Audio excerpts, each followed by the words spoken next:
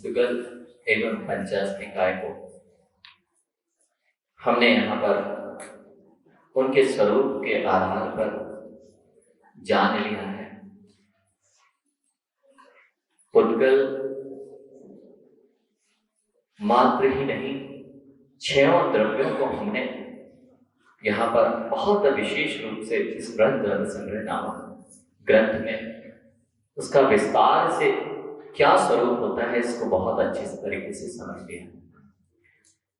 जिन जिन ने अभी तक 6 द्रव्यों के बारे में विचार नहीं किया और 6 द्रव्यों को जान लेंगे, उन्हें एक बार पुनः इस ग्रंथ धर्म संग्रह नामक ग्रंथ को बहुत अच्छे से पढ़ना चाहिए और इसकी जो व्याख्याएं उपलब्ध हैं उसको भी यदि आप सुनते हैं तो इतना विश्वास हो जाएगा कि जो हम मान्यता में मानते आ रहे थे, जितना संसार हम मानते आ रहे थे उतना ही संसार नहीं है।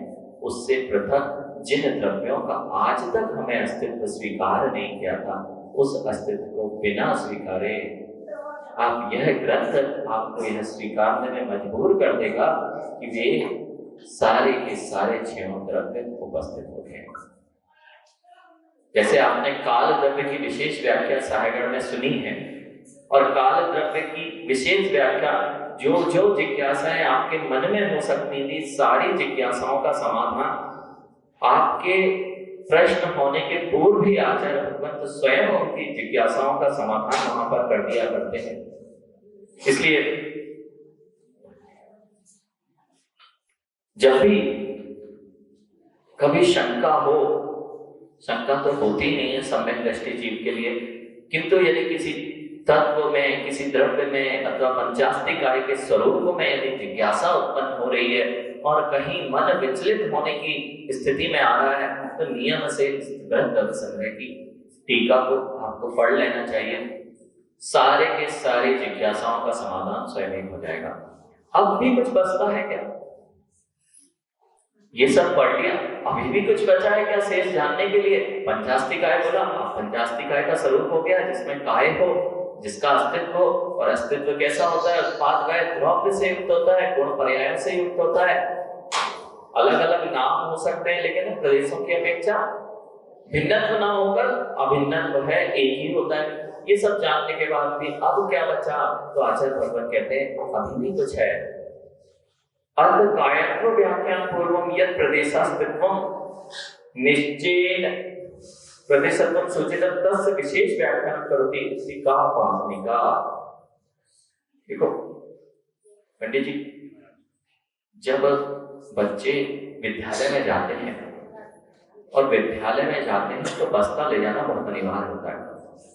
अगर बुक सामने नहीं होगी ना, अच्छा भैया, यदि बुक सामने नहीं होगी ना तो टीचर क्या पढ़ा रहा है कुछ समझ में नहीं आता। इसलिए आपको यहाँ पर इतने सारे ग्रंथों को उपलब्ध कराने का कारण क्या है?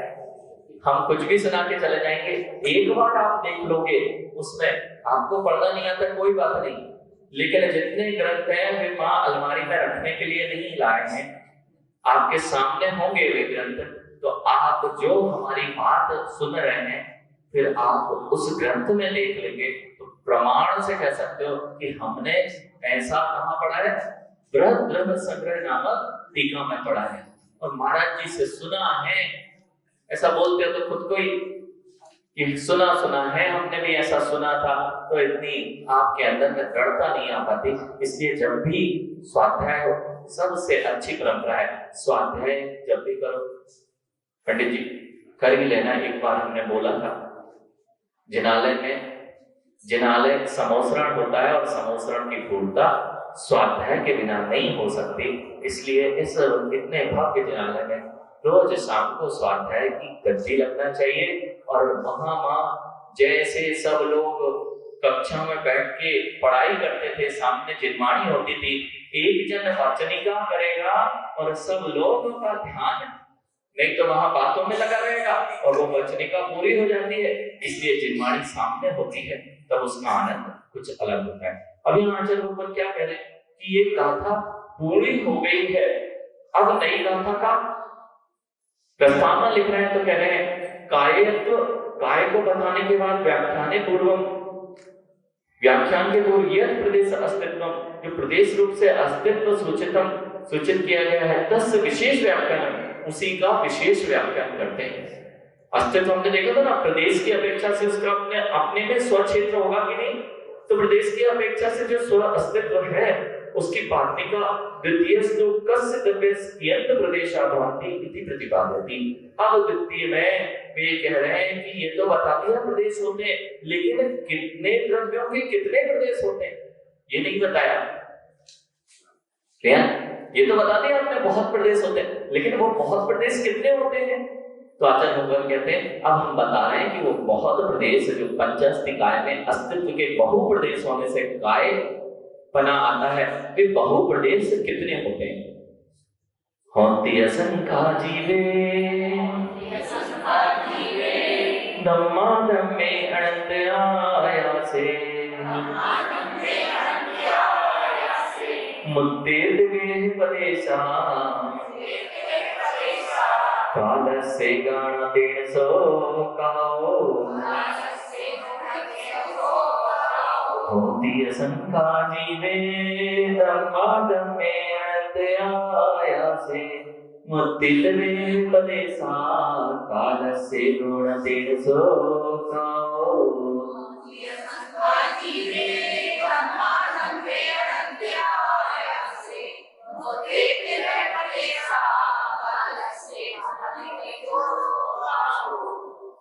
अब यहाँ पर बहु का अर्थ बहुत कुछ होता है।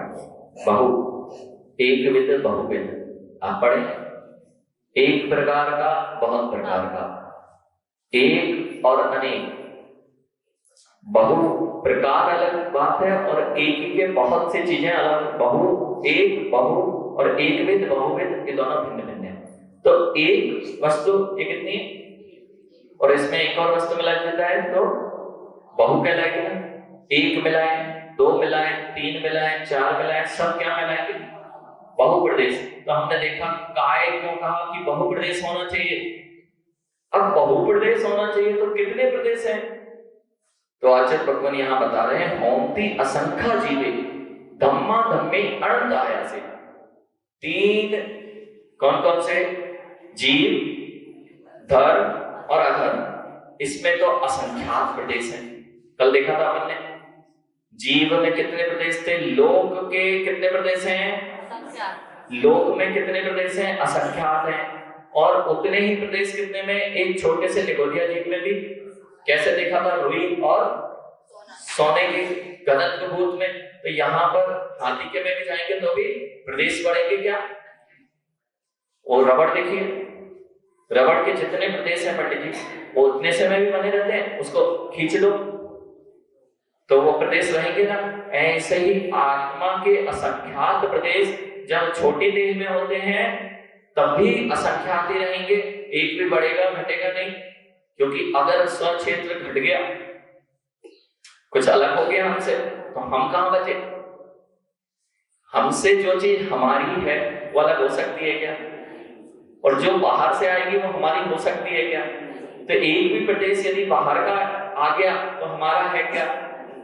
तो हमारा प्रदेश और ये भूतल के प्रदेश भिन्न भिन्न है ना। जहां हम हैं वहां पर ये देह है, जहां देह है वहां हम हैं, लेकिन फिर भी इसके प्रदेश इसमें ही हैं और आत्मा के प्रदेश। पानी में पंडित जी, पानी में या दूध में आपने शक्कर घोल दी, भूरा घोल दिया है। अब भूरा मीठा है कि दूध मीठा है? दूध मीठा था कि भूरा मीठा था? आप तो दूध मीठा कहते हो। पिया दूध, मीठा दूध पिया, मीठा दूध पिया। कौन सी गाय देती है? मीठा दूध नहीं देते, फिर भी भूरा मिला के हम क्या कहते हैं? मीठा दूध। जिस स्थान पर दूध है वहां भूरा है क्या? और जहां भूरा है वहां दूध है क्या? दोनों अलग अलग दिख रहे हैं क्या? एक मेघ जैसे दिखाई देते हैं, ऐसे ही इस देह में आत्मा और कर्म का संबंध, इस 9 कर्मों का संबंध कैसा है? एक में है, लेकिन एक के भी प्रदेश, एक के जहां उसके प्रदेश है वहां आत्मा के प्रदेश होने पर भी आत्मा के प्रदेश आत्मा में है और पुद्गल के प्रदेश पुद्गल रूप है। दोनों एक में नहीं होंगे, और एक में हो जाएंगे तो वह अपना अस्तित्व खो देंगे। यही बात है, इसी का नाम है स्वक्षेत्र, इसी का नाम स्वद्रव्य, इसी का नाम स्वकाल और इसी का नाम स्वभाव। स्वभाव कोई बहुत अलग चीज नहीं है, जो उसका भाव है वही उसका स्वभाव है, जो उससे पृथक नहीं किया जा सकता उसी का तो स्वभाव कहा जाएगा। जो आपके पास आए दर्शन, जो आपके पास आए और जो आपसे घट जाए या कम हो जाए या निकल जाए, वह आपका हो सकता है क्या? कोई भी चीज जोड़ी जाए घटाई जाए किसी चीज में से, तो वह उसका स्वभाव है क्या? जो स्वभाव है उसमें से कुछ घटाया नहीं जा सकता, उसमें कुछ बढ़ाया नहीं जा सकता। ऐसे ही प्रत्येक द्रव्य में स्वद्रव्य, स्वक्षेत्र, स्वकाल, स्वभाव, परमाणु एक परमाणु है सबसे छोटा, उसका भी अपना स्वद्रव्य, स्वक्षेत्र, स्वकाल, स्वभाव होगा। अब कितने परमाणु मिल जाए उसका स्वक्षेत्र काल बदलेगा क्या? मिट्टी का लौंदा आपने मिलाया तो मिट्टी के लौंदे में को मिलाने पर भी जो अपना अस्तित्व रखेगा उसका अस्तित्व बदलेगा क्या? पंडित जी बदलता तो दिखता है, ये लोग अभी तर्क कर सकते हैं। चूने में कभी हल्दी मिलाई? नहीं मिलाई, नहीं मिलाई होगी तो वो तो हम बता देते क्या मिलाया होगा। लचका बनाया मां, उसमें मां कभी हल्दी तो नहीं डाली, डालते तो क्या हो जाता है? कहां से आ गई? दर्शन कभी खाया लचका खार का बनता है? नहीं खाया। अरे तुम बुंदेलखंडी हो,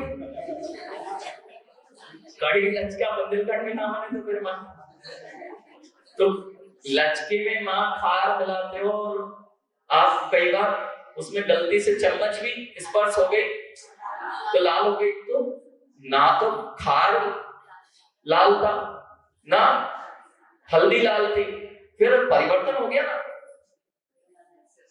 परिवर्तन, संयोग से परिवर्तन जरूर हुआ है, रासायनिक प्रक्रिया जो ही है, फिर भी जो परिवर्तन रूप भूत हुआ है उसने अपने द्रव्य क्षेत्र काल भाव को विसर्जित नहीं किया है, अपने में परिणमन किया है, अपने में परिणमन किया है, लेकिन वह परिणत नहीं हुआ है। परमाणु का स्वक्षेत्र छूटेगा क्या?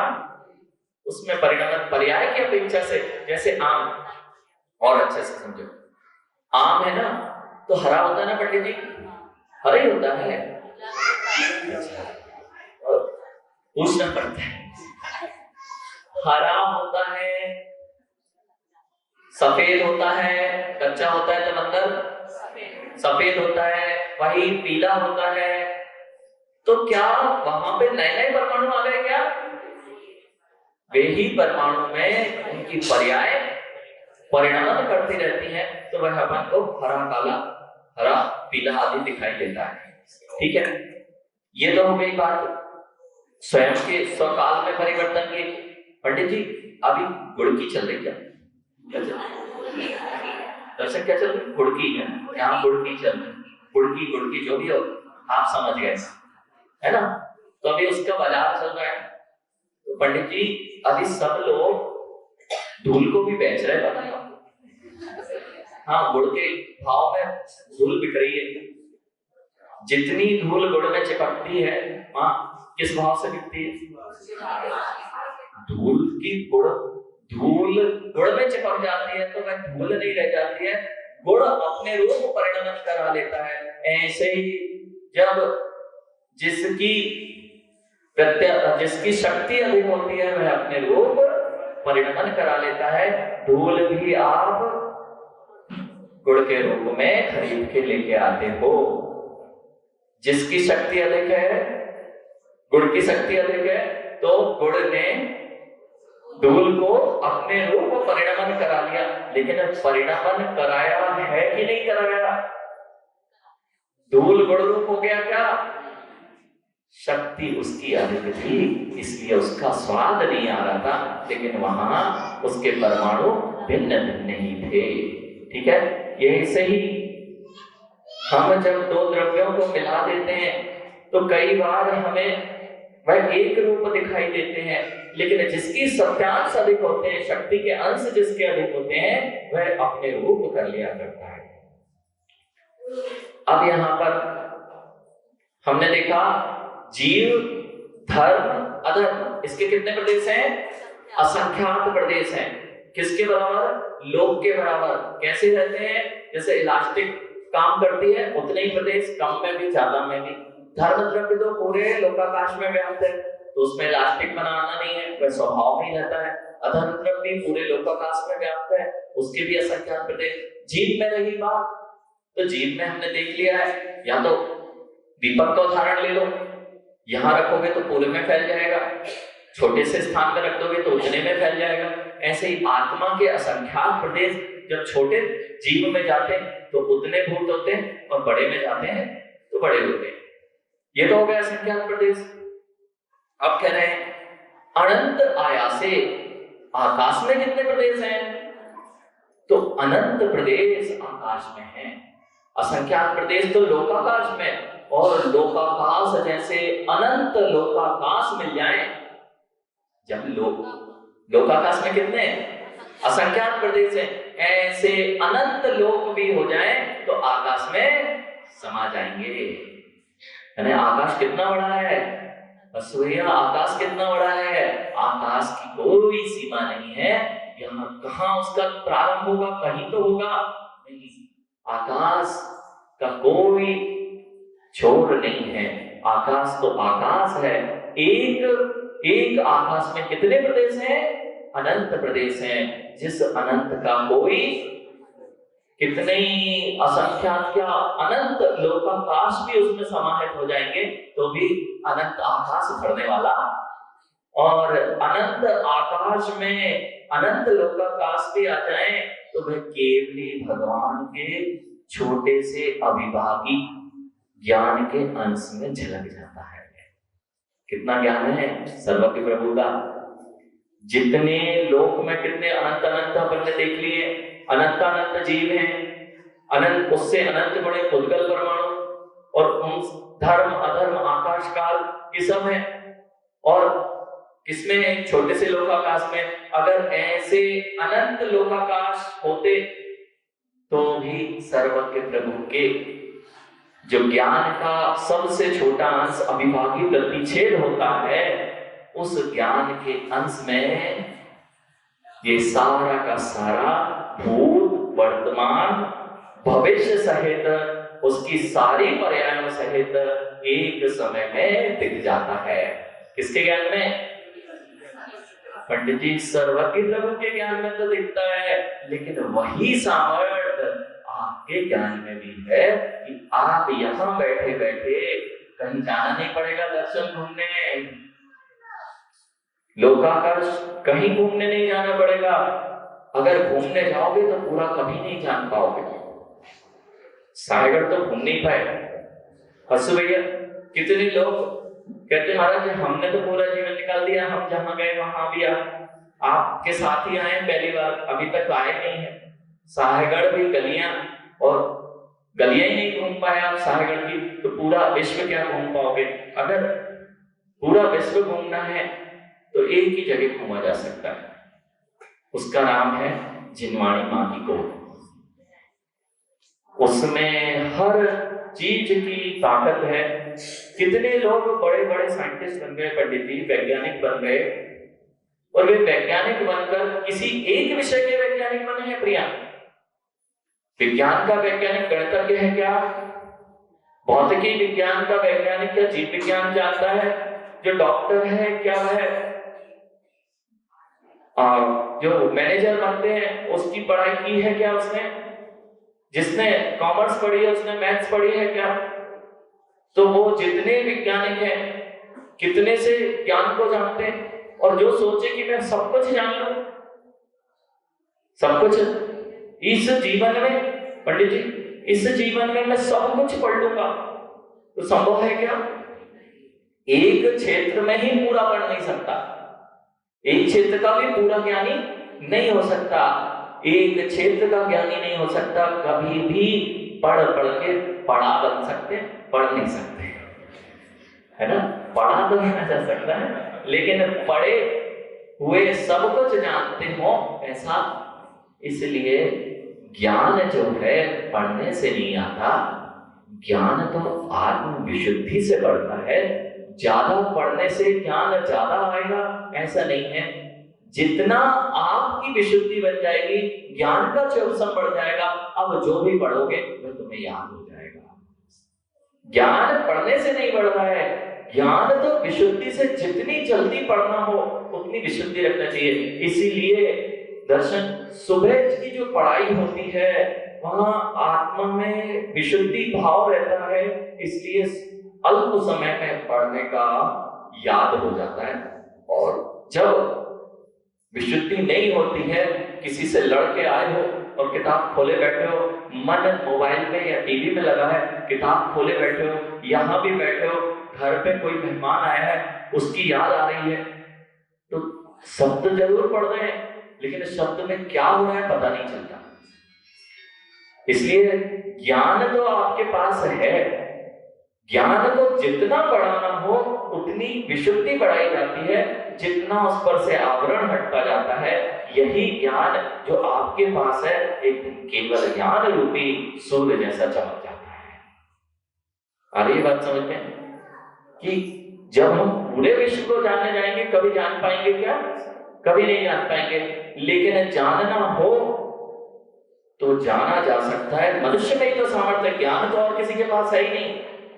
कंप्यूटर जानता है क्या सबको? गूगल तो जानता है ना। हाँ, गूगल जानता है। आजकल बच्चे कहते गूगल कर लो, कुछ भी करना हो गूगल कर लो। गूगल जानता कुछ नहीं है, जो आप डालते हो, आप तुम अपना नाम डाल के उसके सामने कुछ लिख देना, फिर गूगल में सर्च किया जाएगा दर्शन, तो जो तुमने लिखा है आ जाएगा। और क्या करता है गूगल? गूगल कुछ नहीं जानता है। गूगल के पास तो जो आपने दिया है वो भी नहीं जानता कि क्या दिया है, वो भी आप ही देखते हो, आप ही। तो कंप्यूटर इंटेलिजेंसी नहीं है, मोबाइल इंटेलिजेंसी नहीं है, ज्ञान नहीं है। ज्ञान तो जीव का धर्म है, वह उसके पास है, उससे ये सारे के सारे संयंत्र बनाए जाते हैं। आई बात समझ में? असंख्यात प्रदेश धर्म अधर्म जीव के हो गए, अनंत प्रदेश आकाश के हो गए, मुक्ति तभी प्रदेश कालस्येगा। और पुद्गल द्रव्य के कितने प्रदेश? 3 प्रकार से पुद्गल द्रव्य पाया जाता है। 2 परमाणु मिला दो तो वह भी बहुप्रदेशी, ऐसे 1000 परमाणु मिला दे तो भी बहुप्रदेशी, ऐसे असंख्यात परमाणु मिला दो तो भी बहुप्रदेशी, और ऐसे अनंत बहुप्रदेश मिला दो तो भी बहुप्रदेशी। तो ऐसे 3 प्रकार से पुद्गल पाया जाता है। तो उसका नाम क्या है बहुप्रदेशों का? उसका नाम है स्कंद, अणु और स्कंद। तो 2 अणु मिले वो भी स्कंद है, 3 अणु मिले वो भी स्कंद है। संख्यात 1000 लाख करोड़ जितनी संख्या आप सोच सकते हो, अपन ने उस दिन देखा था संख्यात और असंख्यात में भेद, जितना आप सोच पाओगे उतने परमाणु मिला दो, वो भी कितना? तो अगर दर्शन असंख्यात परमाणु मिला दिए तो पुद्गल के असंख्यात परमाणु अगर मिला देंगे तो लोकाकाश में असंख्यात प्रदेश है, तो भर जाएगा ना। हाँ, अब समझ में आएगी आपको बात। इतने से स्थान पर भी अपन ने बिंदी में देखे थे कितने प्रदेश थे? असंख्यात प्रदेश थे। ऐसे यहाँ पर असंख्यात पुद्गल परमाणु, और इन्हीं असंख्यात प्रदेशों पे अनंत पुद्गल परमाणु रह सकते कि नहीं? घनत्व बढ़ जाएगा और उनमें अवगाहनत्व शक्ति होती है, तो वहां पर उस असंख्यात प्रदेशों में अनंत पुद्गल परमाणु, अनंत प्रदेश परमाणु पुद्गल के समा जाया करते हैं। तो 3 प्रकार से हो गया पुद्गल का। अब बचा क्या? काल। कालस्य गणाटेन सोकाओ। काल में तो काया होती ही नहीं है, बहुप्रदेशक होता ही नहीं है। एक काल का परमाणु में एक प्रदेश, उसका कितना प्रदेश है? एक प्रदेश। इसलिए पंचास्तिकाय से बाहर रखा गया। ये तो हो गया गाथाकार। अब विशेष क्या कह रहे हैं आचार्य लोग, यहाँ देख लेते हैं। भवन्ति लोकाकाश प्रमित संख्ये प्रदेशा प्रदीप दुर्संहार विस्तार युक्ते जीवे। लोकाकाश प्रमित असंख्यात जीव के प्रदेश कैसे? प्रदीप प्रदीप उपसंहार, विस्तार उपसंहार, संकुचित होना और विस्तृत होना, इसका नाम प्रदीप उपसंहार और विस्तार। जैसे अभी देखा था, प्रकाश को यहां जलाओ, उसका नाम संकुचित और विस्तार। तो जीव के प्रदेश ऐसे ही लोकाकाश प्रमाण फैलते हुए कम होते रहते हैं। नित्यम स्वभाव विस्तीर्ण यो धर्माधर्मयोरपि, और जो नित्य है, धर्माधर्म आकाश फैलेगा सुखड़ेगा क्या, वो तो पूरे आकाश में लोकाकाश में व्याप्त है। तो नित्यम है, स्वभाव से ही वह विस्तीर्ण है, पूरे लोकाकाश में फैला हुआ है। कितने प्रदेश उसके? असंख्यात लोक प्रदेश प्रमाण। अनंत प्रदेश आकाशे भवन्ति मूर्ते पुद्गल द्रव्ये संख्यात असंख्यात अनंतानां ऋणाम पिंडा स्कंधा सदा एव त्रिविधः प्रदेश वर्णन्ति नाच क्षेत्र प्रदेशा। देखो वही चीज है, सब कुछ हमने बता दिया, इसलिए हम जल्दी जल्दी कर रहे हैं जिससे कि अपन आगे के विषयों को और समझ सके। तो इसमें एक घबराने की बात नहीं कि चल क्या रहा है, पढ़ क्या रहे हैं महाराज जी। हाँ, क्योंकि बोरियत होने लगती है जैसे ये चालू होता है, तो आप लोगों को लगता है पता नहीं क्या चलने लगा है। तो मूर्त पुद्गल द्रव्य में संख्यात असंख्यात अनंत प्रदेश का पिंड, उसका नाम स्कंधा, उसको क्या कहते हैं? स्कंद। ता एक वे ही त्रिविधा, वे तीन प्रकार के कहे गए हैं, संख्यात असंख्यात त्रिविधा प्रदेशा। ऐसा ऊपर लिखा ना, मुक्ति तिविह प्रदेशा, मुक्ति तिविह प्रदेशा, तीन प्रकार का हो गया, तीन प्रकार। पंडित नाचा क्षेत्र प्रदेशा, तीन प्रकार ऐसे नहीं कि तीन परमाणु मिला दिए तो बहुप्रदेशी, ऐसा तीन नहीं है। वहां पर क्षेत्र की अपेक्षा तीन प्रदेश नहीं है, वहां पर संख्यात असंख्यात और अनंत की अपेक्षा से जानना चाहिए। कस्मात्, किस प्रकार से? उत्कर्ष अनंत प्रदेश से क्षेत्रीय अवस्थान अभावती। अगर ऐसा नहीं मानोगे पंडित जी, तो लोकाकाश में असंख्यात प्रदेश हैं और पुद्गल अनंत हैं, वे इस लोकाकाश में बनेंगे नहीं। छोटी सी जगह है, बाहरी क्षेत्र कितना है? बाहरी क्षेत्र लोकाकाश ये हॉल समझ लो, बाहरी क्षेत्र कितना है, इसमें असंख्यात चीजें बन सकती हैं और अनंत भरनी हो तो कैसे बनेगी? तो कह रहे हैं बाहर का क्षेत्र की बात नहीं चल रही, बाहर के क्षेत्र असंख्यात हैं, लेकिन हमने देखा था इसमें रुई भरोगे तो संख्यात प्रदेश से रुई यहां भर जाएगी। असंख्यात प्रदेश होते हैं रुई में भी, लेकिन सीधी सी बात, यहाँ पे बाहरी क्षेत्रफल है 10,000 मान लो बाहरी क्षेत्रफल है, उसमें 1000 चीजें तो भरी जा सकती हैं, 10,000 भरी जा सकती हैं। कोई कहे 1 करोड़ भर दो, तो भरी जा सकती हैं कि नहीं? भरी जा सकती हैं। कैसे?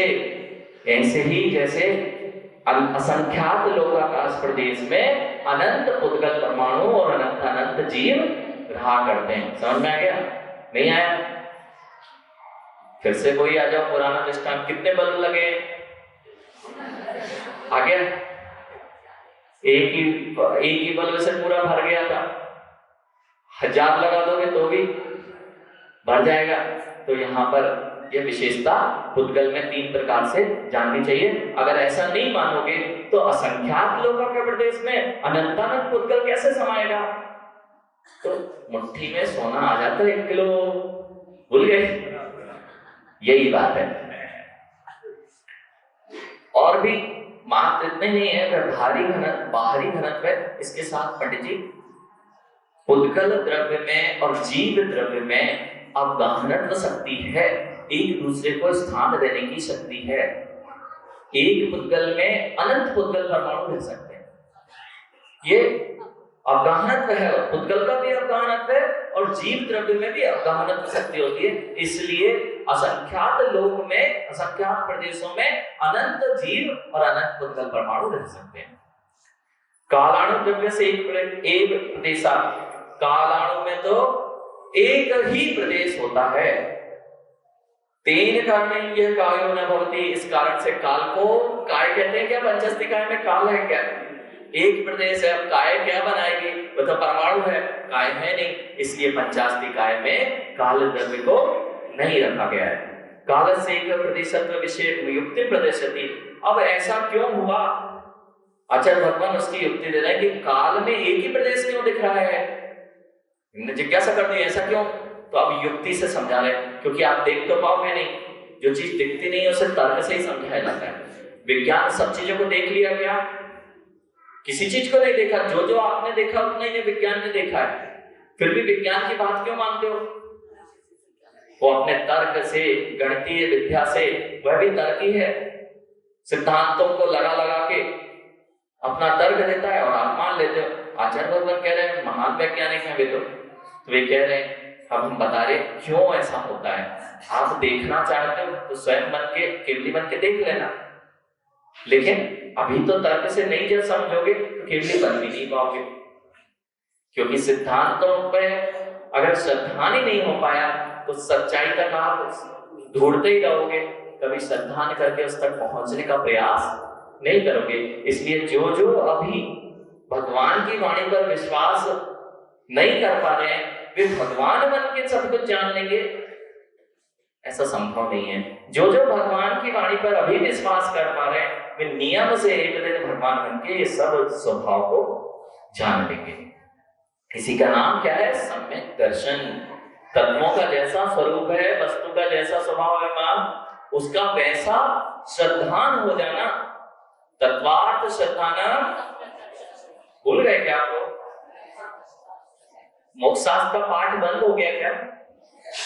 हाँ, नहीं तो पंडित जी बहुत आवश्यक है। वो 10 अध्याय मोक्ष शास्त्र के 10 अध्याय, तत्वार्थ सूत्र के 10 अध्याय, जिन धर्म की समझ लो सब कुछ उसमें से में आचार्य भगवान ने पिरो के रख दिया है। तो उसमें कहा है, दूसरा सूत्र क्या कहा है? तत्वार्थ श्रद्धाना सम्यक दर्शनम, और सम्यक दर्शन ज्ञान चारित्राणी मोक्ष मार्गा। तत्वार्थ श्रद्धाना जब तक नहीं होगा तब तक सम्यक दर्शन होगा क्या? और सम्यक दर्शन जब तक नहीं होगा मोक्ष मिलेगा क्या? इसलिए हमने कहा जिनको अभी इन तत्वों पर, इन द्रव्यों पर, इन पंचास्तिकाय पर जिज्ञासा बनी हुई है, उनको अभी कुछ पल्ले नहीं पड़ रहा है, इस पर श्रद्धा नहीं हो रहा है, वे कभी भी मुक्ति पाएंगे क्या? नहीं पा पाएंगे। तब यथा, अब उसको समझा रहे हैं कि काल के एक ही प्रदेश कैसे होते हैं। अब देखो, किंचित ओम चरम शरीर प्रमाण सिद्धत्व पर्याय सुपादान कारण होते शुद्धात्म तत्पर्याय प्रमाणमेव यथा। जैसे जब भगवान सिद्ध होते हैं सूर्या, तो जिस पर्याय से सिद्ध होते हैं, जैसे हम सिद्ध हुए पंडित जी या महावीर भगवान सिद्ध हुए, तो 7 हाथ उनकी क्या थी? काया थी। जैसे ही वो सिद्ध हुए तो ये पुद्गल तो यही रह जाएगा। पुद्गल से क्यों बंधे थे? कर्मों के कारण हम बंधे थे, और कर्म जैसे ही हमसे क्यों बंधे थे? कर्म जीव से शरीर क्यों बना था? इसका नाम है नौकर्म। और ये नौकर्म क्यों बना था? क्योंकि कर्म थे। और कर्म क्यों थे? क्योंकि भाव कर्म थे। क्योंकि भाव कर्म थे। जहां जहां स्निग्धता होती है वहीं वहीं बंद होता है। पंडित जी ये दीवारें हैं, ये झरेगी कि नहीं? कितने साल में? 50, 60 साल, 100 साल, बस इतना ही है सीमेंट की आयु। क्यों? स्निग्धता जैसे ही खत्म हुई वैसे ही सीमेंट झड़ने लगती है। जब तक स्निग्धता है तब तक सब चिपका हुआ है। राग द्वेष की स्निग्धता जब तक है तब तक ये कर्म पुद्गल रूप आपसे चिपके हैं। जैसे ही राग द्वेष की स्निग्धता समाप्त, सारे कर्म आपसे पृथक और जीव मुक्त। राग द्वेष जब तक, इसलिए फिर से पुनः कल भी बताया था, क्यों मुनिराजों को ही मोक्ष होगा, क्यों दिगंबर मुद्रा में ही मोक्ष होगा, क्यों यही मुक्ति जाएंगे, कोई दूसरे मोक्ष नहीं जाएंगे क्या? हाँ, जिनका राग द्वेष खत्म हो जाएगा ये सब मोक्ष जा सकते हैं, लेकिन ये मुद्दा धारण किए बिना राग द्वेष खत्म हो जाएगा ऐसा संभव दिखता ही नहीं है। अपने में अनुभव करके देख सकते हैं। इसलिए दिगंबर योगी ही मोक्ष जाते हैं, क्योंकि राग द्वेष की स्निग्धता जमा रहेगी, वहां कर्मों की संबंध छूट सकते हैं क्या? और इस बात में पंडित जी किसी को दो राय नहीं है, सारे दर्शन इस बात को मानने को स्वीकार है कि सब कर्मों से जब मुक्ति हो जाती है उसी का नाम मोक्ष है। ऐसा आपके देव ने स्पष्ट किया है कि सभी इस बात में तो सहमत हैं कि मोक्ष क्या है। दर्शन, सारे कर्मों का जीव से पृथक हो जाना, इसका नाम मोक्ष है। मोक्ष अर्थात मुक्ति। मोक्ष धातु से मोक्ष बनाए पंडित जी। मुंच धातु छोड़ने अर्थ में आती है। मुंच धातु का जब तो मोक्ष जो शब्द बना है वो मुंच धातु से बनता है संस्कृत में, वो छोड़ने अर्थ में आती है। यानी जब हम छूट जाएंगे पूर्ण रूप से, उसका नाम क्या है? मोक्ष। और कब छूटेंगे? जब तक राग द्वेष की स्निग्धता है तब तक मुक्ति होगी क्या? तो ये राग द्वेष जब तक कम नहीं होगा तब तक मोक्ष मिलने वाला नहीं है। इसीलिए राग द्वेष को कम करने के लिए वीतराग दशा अपनाई जाती है। दिगंबरत्व की साधना राग द्वेष की हानि के लिए ही है। और इसके अभाव में जितनी भी साधनाएं हो रही हैं अन्य दर्शनों में, वे कहते हैं मोक्ष का तो स्वरूप सबको स्वीकार है। कि दर्शन शास्त्रों को भी सुनना चाहिए। क्यों अलग अलग भटकते हैं? अपने बच्चे कहते हैं महाराज जी सब लोग तो दीक्षा लेते हैं, सब लोग अपने अपने हिसाब से तपस्या कर रहे हैं, सबको मोक्ष हो जाएगा ना पंडित जी? क्यों? बनारस एक मार्ग तो बहुत सारे हो सकते हैं ना बनारस पहुंचने के। पंडित जी ऐसा ये कह सकते हैं बहुत सारे मार्गों से बनारस पहुंचा जा सकता है, लेकिन बनारस पहुंचा तो जा सकता है, वह बनारस का स्वरूप तो पता है आपको, लेकिन मुख्य मार्ग ही बनारस पहुंचता है। और वो मुख्य मार्ग है जब तक राग द्वेष की हानि ना हो तब तक यह संभव नहीं है। इसलिए लोगों ने खूब सारे मार्ग बनाए मोक्ष पाने के, लेकिन सबके पास में दीक्षा लेने के बाद भी जो बढ़िया दिख रही है, मठ दिख रहा है, वस्त्र दिख रहे हैं, राग की कणिका पूरी पूरी दिख रही है, अपने देह से राग दिख रहा है, अपने नहीं तो वो पंडित जी पंडितानी है कि नहीं?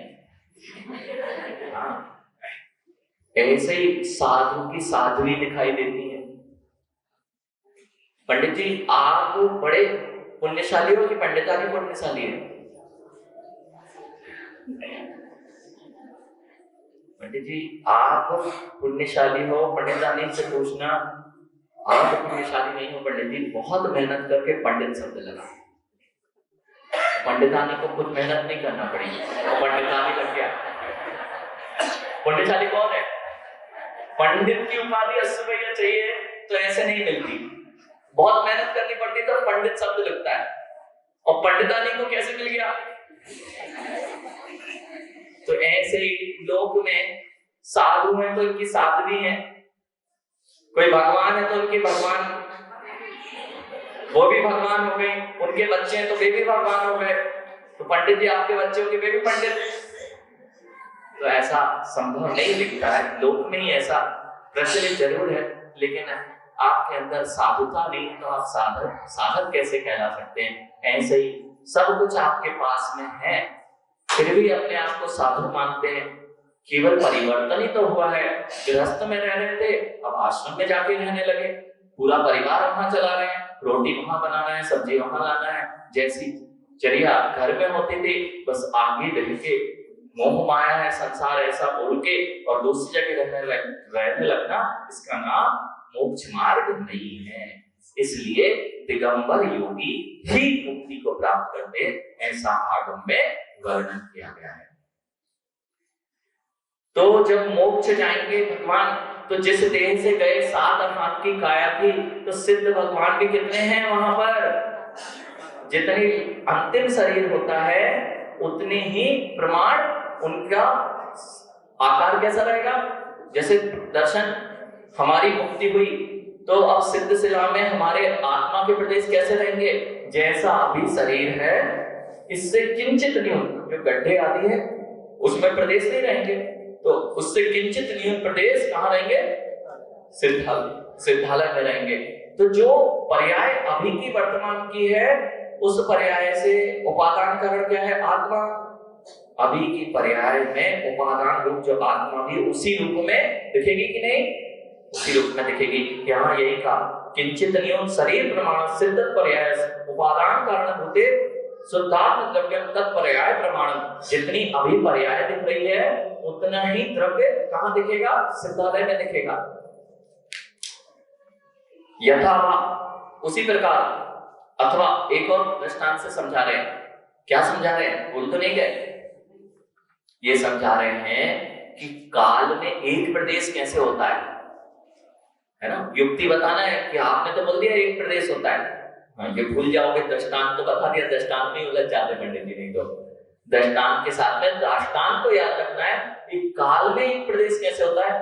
अभी ये समझ में आ गया, जिस पर्याय से मोक्ष गए उसका उपादान जो द्रव्य है वह भी उस पर्याय के प्रमाण ही है ना। अब यहाँ कह रहे हैं, ये समझ में आ गया, मनुष्य देवादि पर्याय उपादान कारण संसारी जीव द्रव्य तत्पर्याय प्रमाण में जो मनुष्य देव पर्याय है, ये पर्याय है, तो उसका उपादान कारण कौन है?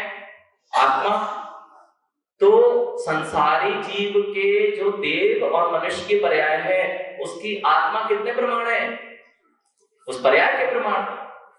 जिसमें है मनुष्य में है तो हमारी आत्मा भी मनुष्य प्रमाण, देव जाएगी तो देव के प्रमाण, त्रियंश में रहेगी तो जैसी पर्याय वैसे ही उपादान द्रव्य रूप उतना ही प्रमाण रहेगा। ये समझ में आ गया? बस यही तो बात है। तथा काल द्रव्यमपि समय रूप से काल पर्याय से, और काल की समय क्या है? पर्याय है। विभाग्यो विभागेन उपादान कारणभूत अविभाज्य एक प्रदेश एवं भवति। तो एक समय की जो पर्याय है वही उसकी उपादान कारण क्या है?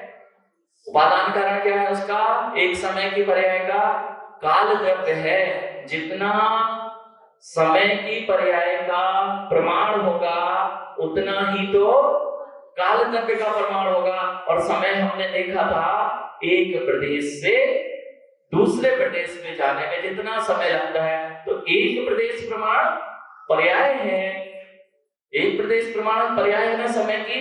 तो काल द्रव्य की पर्याय कितनी रहेगी? काल द्रव्य की एक प्रदेश। समझ में आ गया? जैसे सिद्ध पर्याय से सिद्ध द्रव्य, जीव और मनुष्य संसारी जीव की पर्याय से, वैसी आत्मा वैसे ही एक समय के प्रदेश में जो पर्याय है वैसे ही काल द्रव्य की एक प्रदेश रूप अवगाहना। ठीक है, ये बस इतना ही दृष्टांत दिया। अथवा इसी को और अच्छे से समझा रहे, मंद गत्या गच्छता, मंद गति से गमन करने वाला उद्गत परमाणु एक आकाश प्रदेश पर्यंत में काल द्रव्यम गते।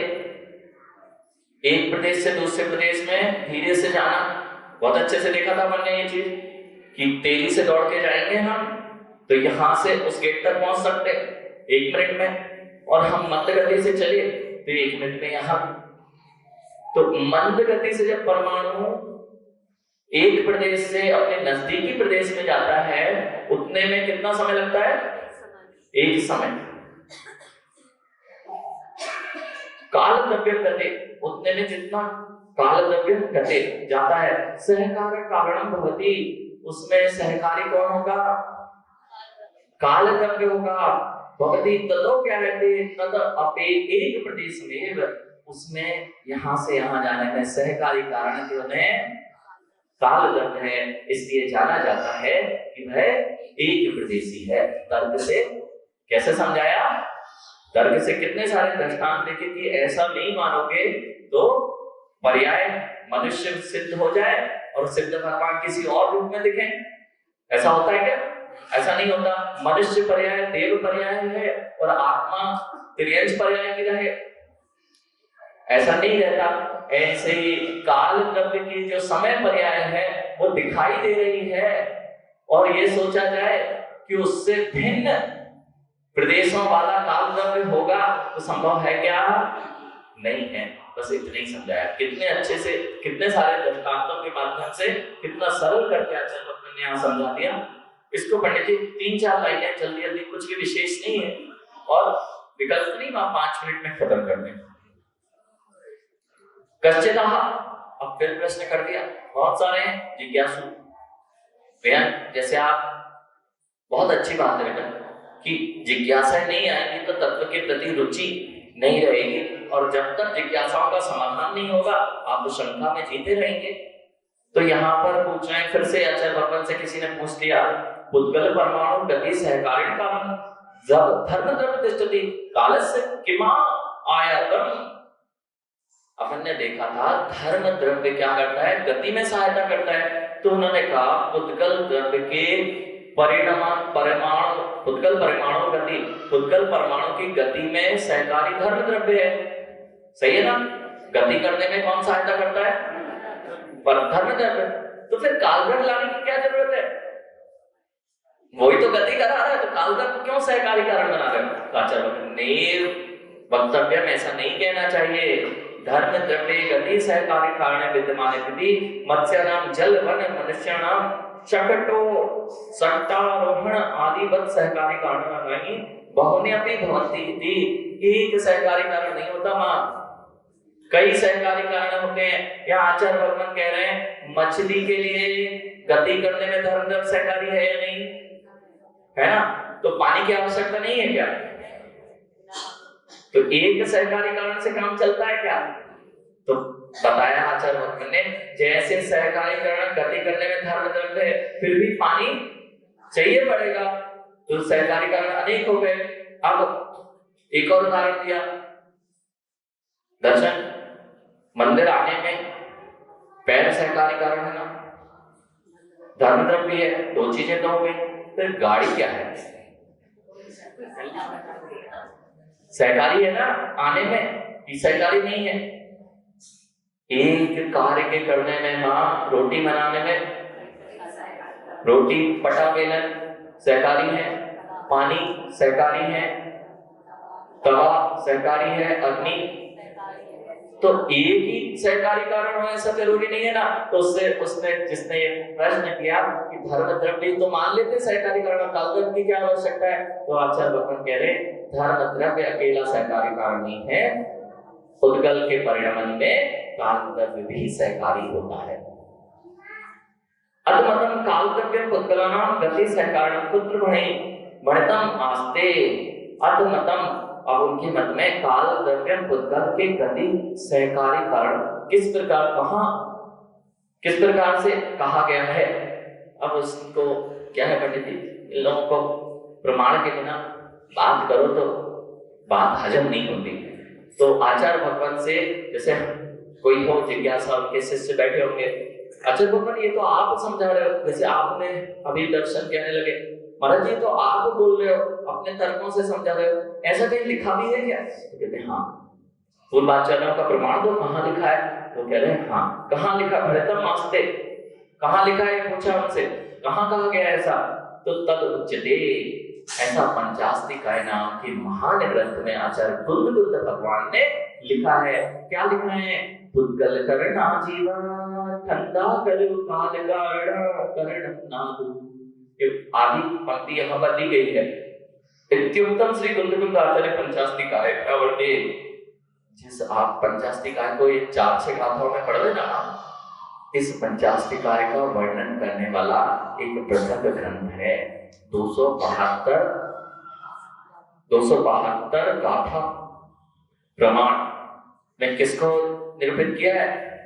इस पंचास्तिकाय को। फिर उसकी टीकाएं लिखी गई हैं। इतना गहन विषय, द्रव्य गुण पर्याय पंचास्तिकाय का विषय पूरा का पूरा एक पृथक ग्रंथ पंचास्तिकाय नाम से आचार्य कुंतकुंत भगवंत का है। उसमें आचार्य भगवान लिखे हैं, धर्म द्रव्य के विद्यमान होने पर भी जीवों की गति में कर्म नौकर्म पुद्गल सहकारी कारण होते हैं तथा अस्यार्थ कथ्यते, इसका अर्थ कहते हैं धर्म द्रव्य विद्यमान अपनी, धर्म द्रव्य के विद्यमान होने पर भी जीवों के कर्म नौकर्म पुद्गला गते, और कर्म नौकर्म की जो गति है सहकारी कारणम भवति, यानी जीवों का जो परिणाम होता है किसके कारण होता है? कर्म के कारण होता है। नौकर्म भी सहकारी कारण बनता है। यदि कर्म ना हो तो तुम्हें संसार में भ्रमण करा सकता है क्या कोई? कर्म जैसे ही हटेंगे संसार में भ्रमण नहीं हो सकता। इसीलिए जैसे कर्म नौकर्म पुद्गल परमाणु को जीव को भ्रमण कराते हैं, ऐसे ही जो अणु स्कंद भेद भिन्न पुद्गलानां तु काल द्रव्य मिथ्यार्था, जीव के परिणमन में कौन सहायक है? कर्म नौकर्म और पुद्गल के परिणमन में कोई कारण है, उसका नाम कालदग है, मिथ्यार्था, ऐसा यहाँ पर जानना चाहिए। तो काल, पुद्गल किससे परिणमन कर रहा है? काल के कारण वह सहकारी कारण मिलता है, उससे परिणमन। और आप क्यों परिभ्रमण कर रहे हो? कर्म, नौ कर्म के द्वारा आपका परिणमन इस संसार में चल रहा है, इसको हटा दो और अनंत काल के लिए सिद्ध पर्याय में स्थित हो जाओ। आपका परिणमन जो कर्मकृत है वह रुक जाएगा।